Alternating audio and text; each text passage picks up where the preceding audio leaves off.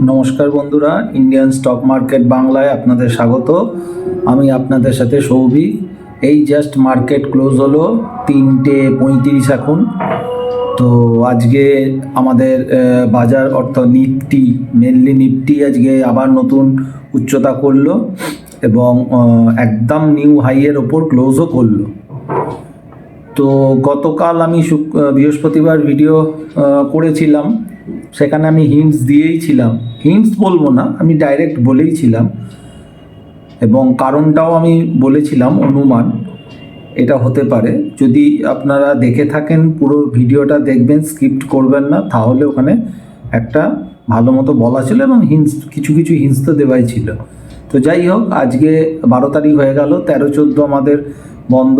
15 তারিখ next week হচ্ছে, 15 তারিখ থেকে 19 তারিখ, 15 তারিখ থেকে 19 তারিখ আমাদের ভারতীয় শেয়ার বাজার কীরকম যাবে তার একটা অনুমান চার্ট দেখে যেটুকুনি আমি বুঝতে পারছি আমি বলছি। আমি জানি না বাইরের মার্কেটের কি কন্ডিশন, আমি বলতে পারবো না। জাস্ট 5 মিনিট হলো মার্কেটটা অফ হয়েছে, অফিস থেকে আমি ভিডিওটা করে দিচ্ছি। কাল শনিবার অনেক কাজ আছে, হয়তো ভিডিও করতে পারবো কি না জানি না, তো এখন সময় পেলাম বলেই আমি করে দিচ্ছি। তো আজকে নিফটি ক্লোজ হলো 21,894-তে।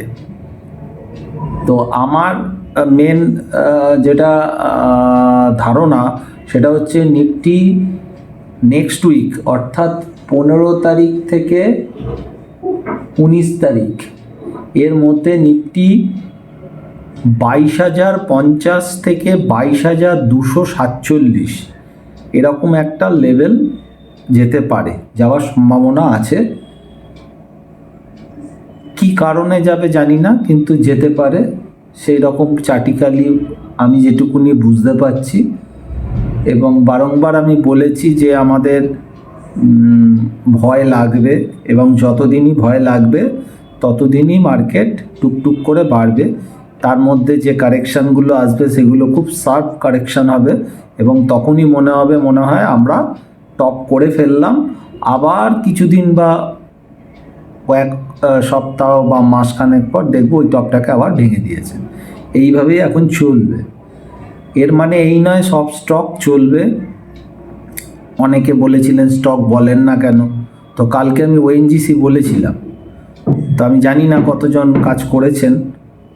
আজকে ওএনজিসি প্রায় 5% মনে হয় প্লাস, 4.5-5% প্লাস ওএনজিসি হয়ে গেছে। ওএনজিসির মতো শেয়ার, কারণ ওএনজিসি তো খুব হাই বিটা শেয়ার নয়, কিন্তু আজকে বেড়েছে। আমরা গ্রুপের মধ্যে ওএনজিসির অপশানে কাজ করেছি, খুব ভালো কাজ হয়েছে ওএনজিসির। এবং যে ফ্রি টেলিগ্রাম গ্রুপ আছে সেখানেও আমি আপডেটগুলো দিয়েছি, সেখানে 2-1টা কল দিয়েছি। যদিও এটা এডুকেশন পারপাস, আমি বারবারের বলি, আবারও বলছি, আমি কিন্তু সেবি রেজিস্টার্ড অ্যানালিস্ট নই। অর্থাৎ আমার কথা শুনে যদি আপনারা কেউ কেনা বেচা করেন রিয়েল ট্রেডে, তাতে আপনাদের ক্ষতি হওয়ার সম্ভাবনা 100% থাকবে। অর্থাৎ আমি যেটা বলছি সেটা আপনারা নিজেরা বিচার বিবেচনা করে সেবি রেজিস্টার্ড অ্যানালিস্টের সাথে কথা বলে কাজ করতে পারেন। আমার মনে হয় এটাই আপনাদের জন্য বেস্ট হবে। আমি আমার কি কাজ করি বা আমার কি মতামত সেইটা আমি এখানে আপনাদের কাছে রাখি। আপনাদের যদি ভালো লাগে তাহলে সেইগুলো আপনারা নিজেরা অ্যানালিস করবেন, কাটাছেঁড়া করবেন, করে যদি মনে করেন নিজের ইচ্ছায় কাজ করতে পারেন, সেটা আপনার ব্যাপার। কিন্তু আমি এখানে টোটালটাই পেপার ট্রেডিং এবং এডুকেশনাল পারপাসের জন্যেই বলি। এবারে হচ্ছে নিফটির যা স্ট্রাকচার, ও কেউ না কেউ সাপোর্ট করে দেবে। যেটা কালকে ভেবেছিলাম যে আইটিটা পড়বে, রিলায়েন্সটা মার্কেটটাকে ধরে রেখেছে, পড়তে দেয়নি। আজকে দেখলাম আইটি এমনভাবে বেড়ে গেল যাতে নিফটিকে পড়তে দেবে না, মানে নিফটিকে বাঁচানোর জন্য কেউ না কেউ চলে আসবে।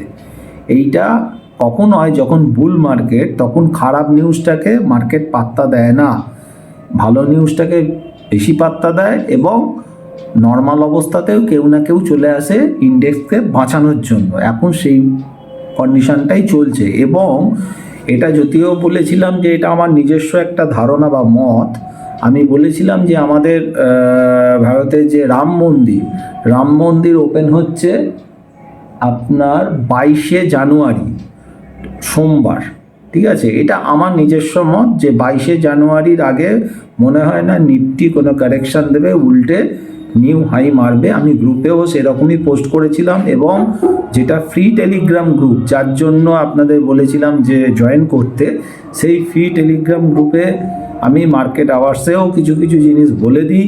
ওই টেলিগ্রাম গ্রুপ যদি জয়েন করতে চান তাহলে হোম পেজে গিয়ে লিঙ্ক আছে, লিঙ্কে জয়েন করতে পারেন। তার জন্য কোনো টাকা পয়সাও দিতে হয় না, কোনো ডিম্যাট অ্যাকাউন্টও কিছুই খুলতে হয় না। নর্মাল আপনারা গিয়ে ওখানে জয়েন করতে পারেন, সেটা আপনাদের যদি মনে হয় তাহলে করতে পারেন।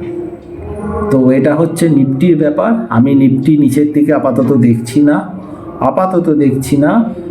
আপাতত আমি 22,050 থেকে 22,243 এরকম জায়গা দেখছি। তারপর ওটা যদি দেখি 1-2 দিনের মধ্যে চলে আসে তখন নিশ্চয়ই আবার টার্গেট রিভাইজ করব, সেটা তখন করব। আপাতত আমি এইটুকুনি দেখতে পাচ্ছি, আমার মনে হচ্ছে। তো এটা হয়তো হবে এবং নেক্সট উইকেই হয়তো হবে। এবারে ব্যাঙ্ক নিফটি বলি। নিফটির থেকে উইক আছে।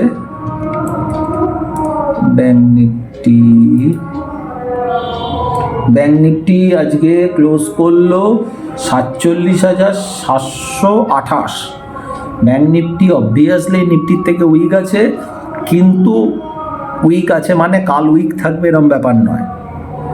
উইক আছে এটা একটা তাৎক্ষণিক কথা, স্ট্রং আছে এটাও একটা তাৎক্ষণিক কথা। এখন আমার যেটুকুনি দেখে বা বুঝে মনে হচ্ছে ব্যাঙ্ক নিফটিও 49,000-এর জন্য রেডি হয়ে গেছে। অর্থাৎ ব্যাঙ্ক নিফটি এখান থেকে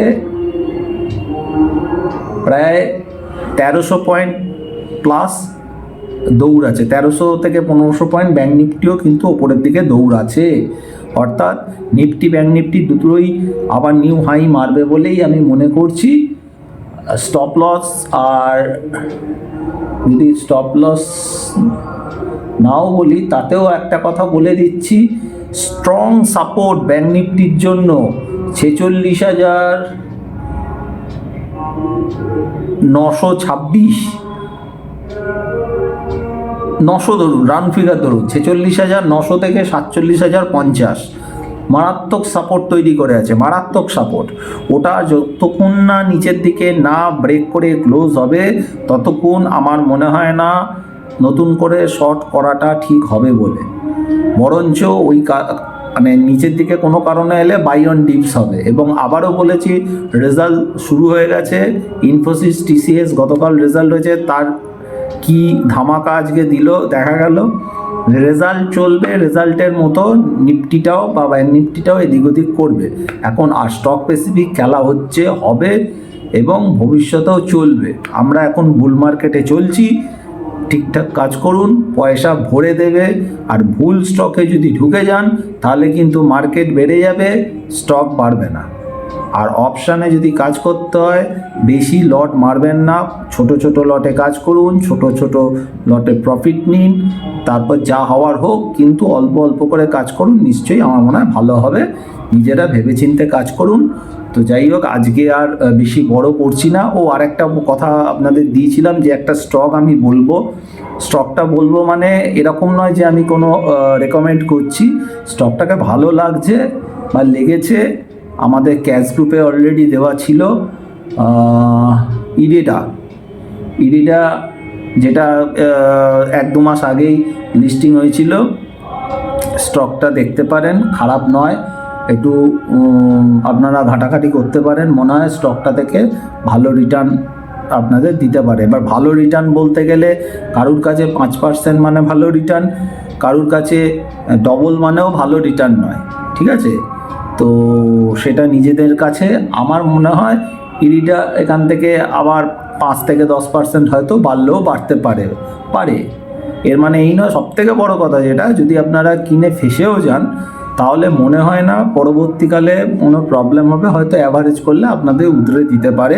ফান্ডামেন্টাল ওকে আছে, ইন্ডিয়ান যে দিকটা গ্রোথে যাচ্ছে তার সাথে ইরিডা একটা ভালো কাজ হবে বলে আমার মনে হয়। তো দেখে শুনে নিজেরা ভেবে চিনতে চার্ট ফার্ট দেখে বা কারুর সাথে পরামর্শ নিয়ে কাজ করতে পারেন। আপনাদের বলেছিলাম একটা স্টক বলবো এই সপ্তাহে, বললাম।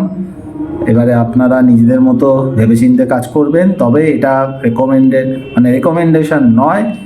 এইভাবে ভাববেন না যেটা বললাম বলে কিনে নিতে হবে, তারপরে কোনো কিছু 2 টাকা 5 টাকা 10 টাকা বা 50 টাকা যাই হোক পড়ে গেলে এসে বলবেন আপনি তো বলেছিলেন কিনতে, আমরা কিনেছি বা আমি কিনেছি, এবার কি করব বলুন। আপনার জন্য লস হয়ে যাচ্ছে। আমি প্রথমেই বলে দিচ্ছি, এটা পেপার ট্রেডিংয়ের জন্য কোনো বাই বা সেল আমি করতে বলছি না। যদি নেন নিজেদের ইচ্ছায় নেবেন। তো যাই হোক, আজকে আর বেশি বড় করবো না, অলরেডি 10 মিনিট 10:30 মিনিট হয়ে গেছে। আপনারা আশা করছি পরের সপ্তাহে ভালো প্রফিটও পাবেন এবং নতুন উচ্চতা নিফটি ব্যাঙ্ক নিফটি দুটোই দেখাবে। এবং 22 তারিখ যেহেতু আমাদের রাম মন্দির একটা ওপেন হবে, আমার মনে হয় না তার আগে ইন্ডিয়ান মার্কেট কোনোভাবেই খুব একটা এদিক ওদিক হবে বলে। এটা আমার নিজস্ব মতামত, এর সাথে পলিটিক্যাল কোনো ব্যাপার নয়। কিছু কিছু জিনিস চলে যেটার জন্যে আমাদের অনেক কিছু এফেক্ট হয়। এটা আমার অভিজ্ঞতায় বলছি, এর বাইরে আমি কথা বলছি না। এটা আমার অভিজ্ঞতা, হয়তো ভুল হতেও পারে, সেটা পরের কথা। যাই হোক, আজকে আর বড় করছি না। আপনারা ভালো থাকবেন, সুস্থ থাকুন। নমস্কার।